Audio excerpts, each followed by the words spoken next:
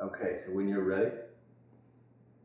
My name is Greg Pyatt, and today we're visiting with Will Farrell, candidate for State Superintendent of Public Instruction. Glad you're with us today, Will. Thank you very much for having me here. You were sharing with me a minute ago, you've got a very varied background growing up. Why don't you share with us about that? Indeed, it was an interesting childhood, born in New York City, and then lived in Hoboken for a few months, Buffalo, New York for 6 years, Jacksonville, Florida for 11, and in my sophomore year of high school, I came to Tulsa in 2001. Went to Cashel Hall. It was a lot of fun. Tell us about your family.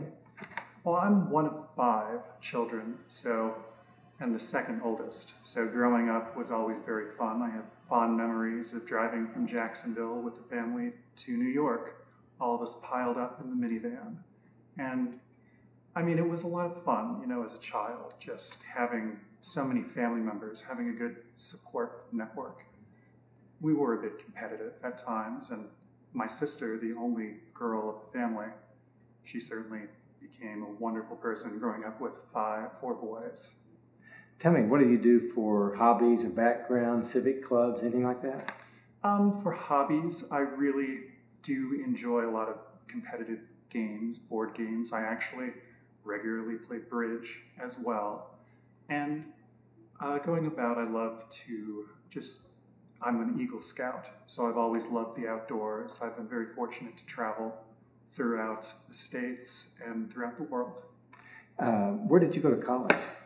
I started college at the University of Tulsa in 2004, and I went until 2007, and then in 2015, I went back to finish my political science degree at TCC, and then in 2016, I started at OSU, Oklahoma State University, and I'm currently 15 hours away from finishing my political science degree. So your degree is going to be in political science? Yes, I started political science and English double majoring, and I'm living in Tulsa, so it's most convenient to finish political science. Have you ever been in teaching? The only teaching experience has been through a lot of mentorship and volunteering with Cashel Hall. They have a mini-mester, is what they call it. And in January, you get to devote time for personal service. One year I helped our church youth group renovate they called it the boiler room, because it was a literal boiler room, and now it's their social club. But I also helped at a local school as well, helping teach 4th through 6th grade math. This year, in the state, education went through a pretty tumultuous year, to say the least. To say the least. What do you think about the current condition of public education in Oklahoma? Well, as talking with teachers and administrators and communities, I mean, there is a lot of frustration. There are some bright spots in Oklahoma teaching, especially early childhood development, but just overall, the current system is not working, and with the legislature as well, making it very difficult for change to materialize. It's frustrating, to say the very least. What compelled you to run for State Superintendent of Public Instruction? Well, I've always wanted to be a public servant. Originally, I thought maybe enter priesthood in some fashion, and then teaching has always been a strong desire of mine. And I know that I got set back on my original step-by-step plan of primary, high school, college, but coming back to it, especially with a lot of my timely classes that I've been taking at OSU and through TCC and just throughout the community, it's inspiring to be part of this social movement right now. Obviously, salary and the pay for teachers is one of the biggest issues for the state. Besides salary, though, what do you see as the major challenges facing the classroom teacher? Well, the major challenge as a classroom teacher is just the current state of dysfunction, in a way, where being a teacher is not a position where you are able to command as much respect as you so well deserve. And it really does require a societal shift in care, in appreciation, and in respect. It's not just about accountability for government, but it's also about responsibility through the communities, through the teachers, through administrators, and working through the government as well.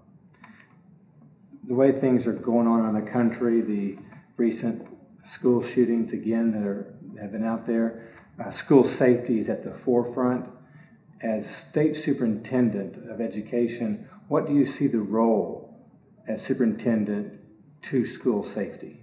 Well, through school safety, you have to work through the board and communicate with the legislature to make sure that we are able to take care of our students. And it's extremely frustrating when just these terrible events do happen and you try to figure out how, why, what could I do, what could we do as a society to prevent this. And a lot of focus on mental health really does need to come into play, because there are a lot of students, especially with cuts that are happening at schools. And when you take out counseling, when you take out support, when you have problems with healthcare, it just exacerbates the problem. And it's very frustrating, not only for teachers, but for the students, for everyone involved, especially when parents aren't able to help or be there as often as they need to for their students, for their children.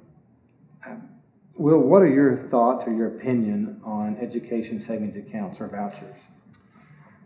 I mean, a lot of talk goes on, oh, this just isn't the right time for vouchers. But, I mean, especially with the current political climate where we have special sessions to try to balance a budget, to take further money away from public schools right now, it's just not a very tenable plan at all. What is your vision if you were elected as state superintendent for the Department of Education?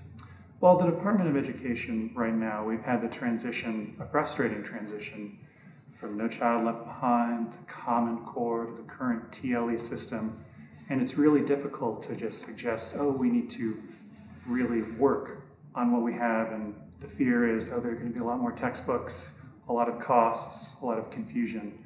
But one of the problems still lingering is the A through F system, which we do really need to address. And it just unfairly categorizes schools with statistics that really aren't very meaningful. And we need to focus more on student development rather than churning students through a system of tests. There are already alternatives available in the states. Some schools are able to use a portfolio-based approach as one element of an idea. And with that, it's very successful in the way for recursive learning, where you are able to reference back to material rather than just in one ear, right out the other through these tests, which frustrate both students and teachers and parents. Professional Oklahoma educators developed the 60 and 6 plan, which was the plan to get a career classroom teacher, a 25-year teacher, to $60,000 a year. Are you supportive of those efforts? And if you're elected, what will you do to help advance the final 3 steps of that plan to get a career teacher to $60,000? Well, one of the focuses of the Department of Education, we need to make education our priority for the state. Our state needs to make education a priority. Right now, we are just severely lacking. And I really do support your efforts because it's so important to be able to take a stand for teachers. There was a teacher walkout, and when legislature, when government is not acting, social movements are a way to help facilitate change, getting communities involved, saying this is enough, we need to have something happen. So working as a fierce advocate, as a fierce supporter of education needs to materialize, and steps for successful implementation of the plan. I mean, when everyone does realize and prioritize education and realize that we do need to devote more resources, and we can't just keep offering empty promises or setting up different measurement metrics, which just waste not only money, but also so much time and emotional energy. And it's just not a fair system. We need to foster learning for our students, for them to really just embrace knowledge, that desire. Well, what are your thoughts, what's your opinions on the challenges facing a career teacher today when they're in that classroom? And how would you go about keeping a career teacher in the classroom? Well, one of the most frustrating parts not only when, let's say, you're taking a vacation and coming back in, or leaving the state with billboards saying, look it, we will pay you more, come over here. So not only that, where there's an obvious shift in states wanting to pay more, but also just feeling so left out, where there's not enough support, where you're promised smaller classrooms but are still forced to undertake much larger classrooms than necessary. That is, indeed, it just hurts children when you try to cram all of those children into a classroom, and teachers lose the role of teaching and have to just be a disciplinarian.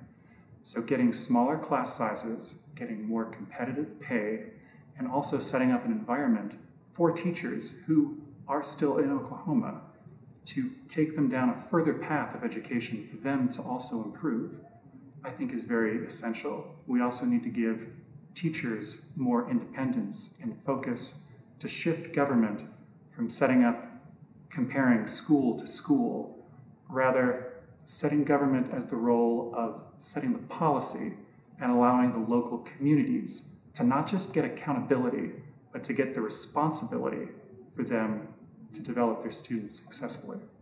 It's a big shift.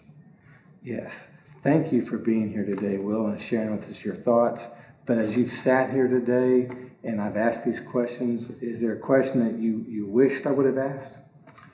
Well, I mean, there is so much that we can ask because there's so much we do need for education. But one thing you can ask is, what are you doing to get out and help? For a while, I mean, growing up, I've always wanted to be a public servant and help. And I know that sometimes I'll find people who I disagree with. And what people can do is build a barrier against having discourse. But we need to be open to discussion. We can't just let people play upon stereotypes and make it where we're in a combative system where nothing ever gets resolved, where there's gridlock. We need to make sure to open up and to reach out and not just cancel one person's vote with your vote. But how do you get involved? You need to go out and vote. You need to be an active citizen. You need to engage. You need to ask questions. You don't need to be worried about making simple mistakes because you learn more through mistakes quite often. That's what we need. Thank you, Will. And with that, we're going to wrap it up. Thank you for challenging us to work together, cooperate, and get out and vote. Will Farrell, candidate for State Superintendent of Public Instruction.